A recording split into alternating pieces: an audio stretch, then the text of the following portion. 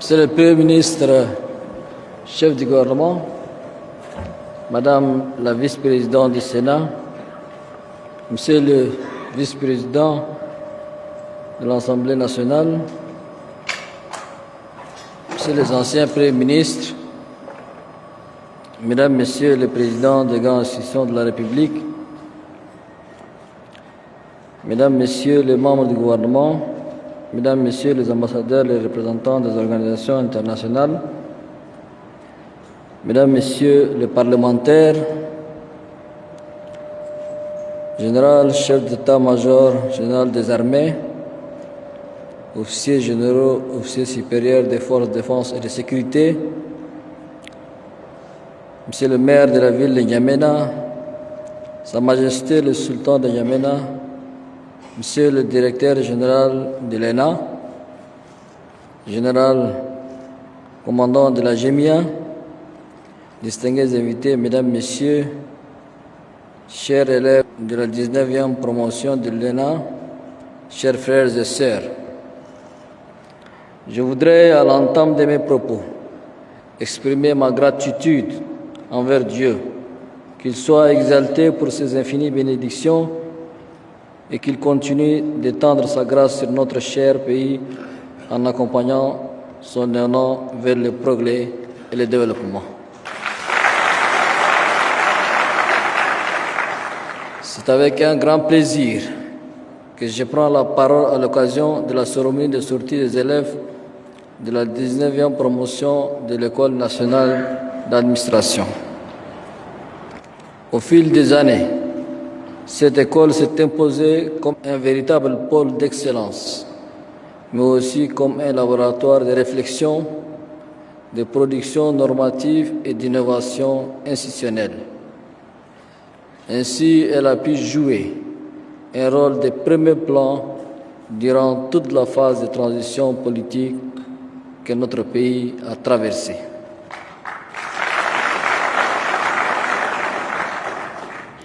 Il y a quelques jours, ici même, j'avais présidé l'ouverture d'un séminaire consacré à la décentralisation.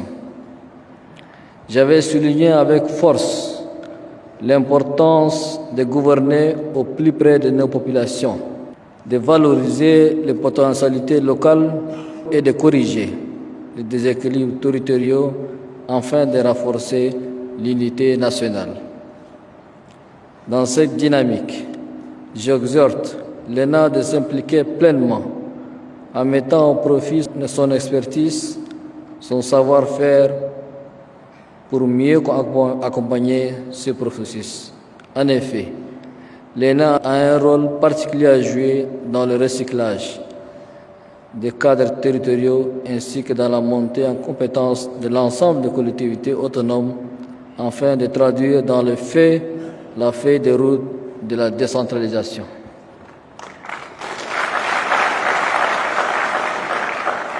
Distingués invités, Mesdames, Messieurs, je voudrais saisir cette occasion pour remercier le département de tutelle et l'équipe dirigeante de l'ENA pour les efforts considérables qu'elle a déjà déployés afin de redonner à cette institution l'éclat qu'elle mérite.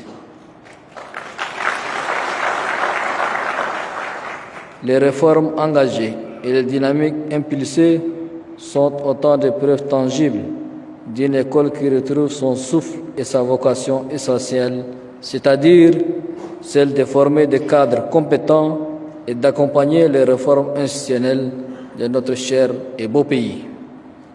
Distingués invités, Mesdames, Messieurs et chers lauréats, il y a 3 ans, vous avez fait le choix judicieux d'intégrer cette prestigieuse école, de vous engager dans un parcours noble consacré à l'intérêt général.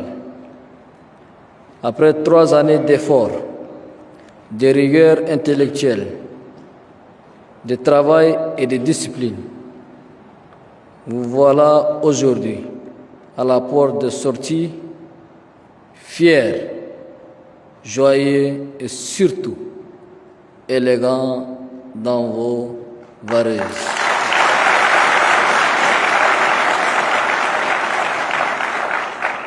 Vous avez su, par votre courage et par votre discipline, honorer l'esprit de l'ENA tout au long de votre scolarité. Mais les vrais défis commencent maintenant. En effet, les savoirs que vous avez acquis, les compétences que vous avez développées doivent désormais être mis au service de l'ensemble de notre administration et en particulier au niveau territorial.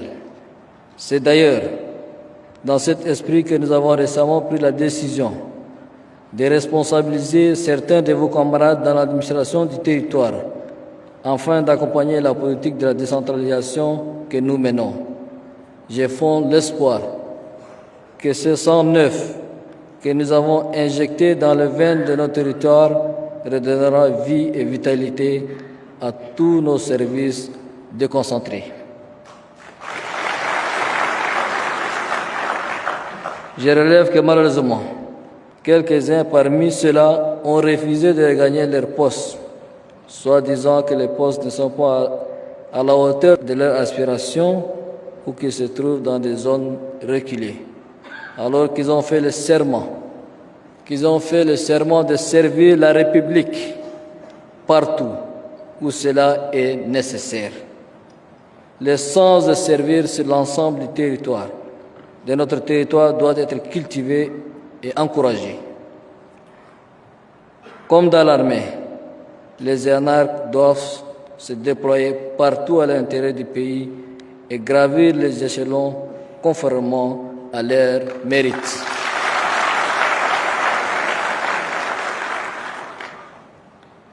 Chers lauréats, vous avez par ailleurs suivi avec rigueur un passage sous drapeau au centre d'instruction du groupement des écoles militaires interarmées, qui a fait de vous des hommes et des femmes de terrain.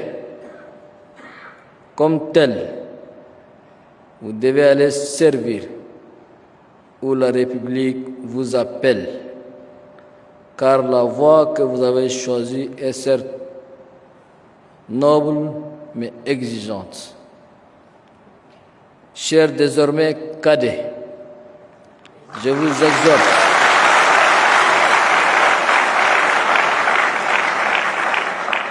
exhorte donc à servir avec rigueur, responsabilité et dévouement, car les défis qui vous attendent sont énormes.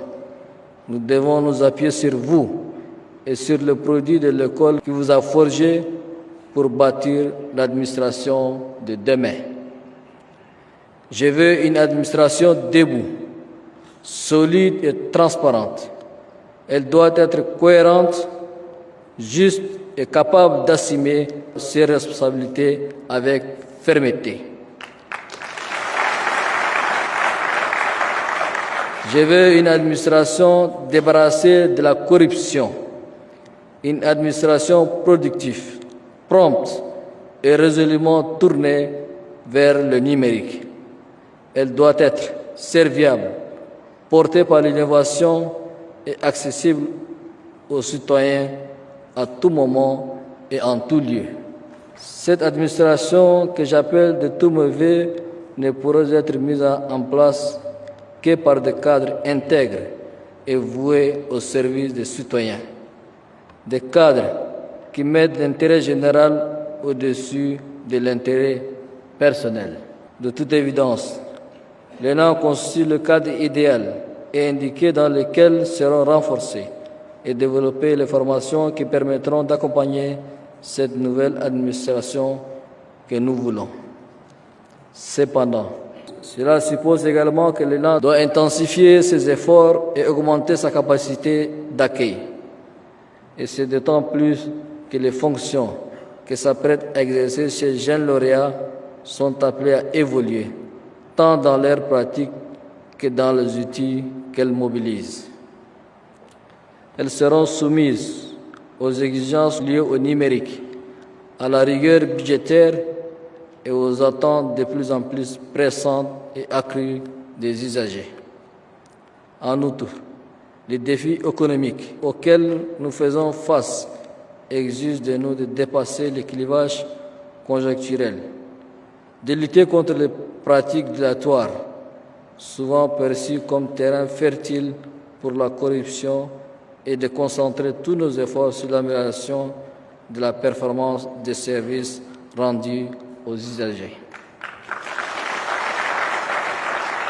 Ce n'est qu'en garantissant un service public efficace, équitable et orienté vers le résultat que nous pourrons restaurer durablement le climat de confiance et de sérénité qui trop souvent fait défaut dans notre société. Il s'agit là d'un grand projet d'envergure inscrit dans une dynamique pérenne au service d'une relation renouvelée et plus exigeante entre l'administration et les usagers. Mais à cet égard, l'ENA peut et doit jouer un rôle catalyseur majeur à travers l'élévation des standards professionnels des agents publics.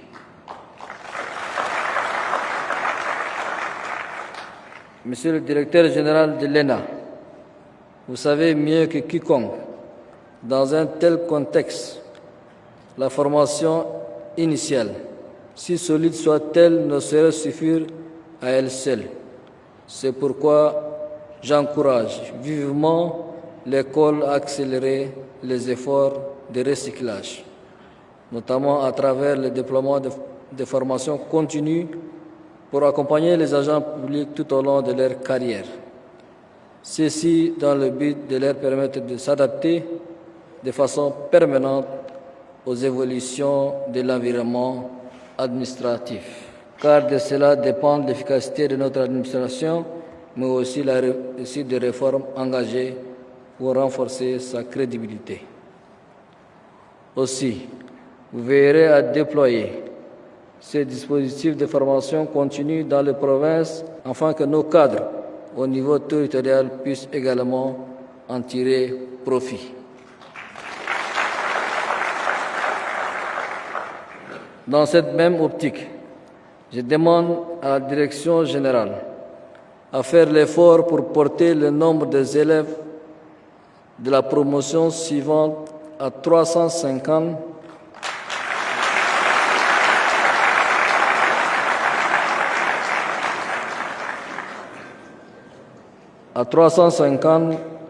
avant d'envisager une augmentation progressive des effectifs, tout en encourageant les candidatures féminines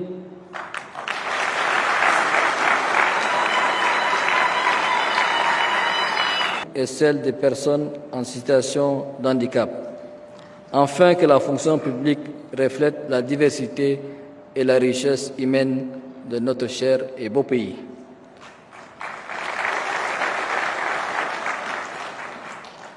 S'agissant du concours prochain, j'exhorte le directeur général de l'ENA ainsi que tous les membres du jury à veiller qu'il soit organisé dans la plus grande transparence.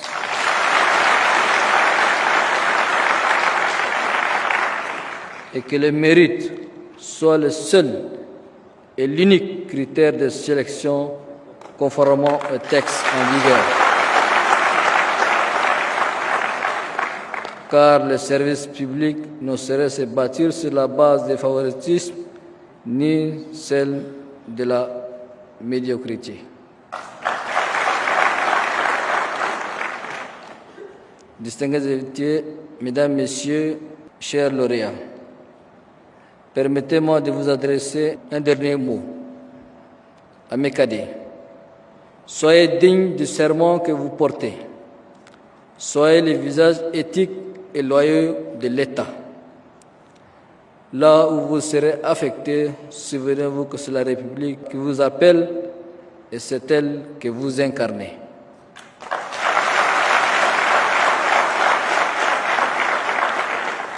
Notre administration doit se distinguer par sa proximité avec les usagers, mais aussi par sa facilité d'accès, sa disponibilité, sa réactivité et surtout par l'efficacité de ses actions. Cette performance n'est pas hors d'atteinte. Elle existe seulement de votre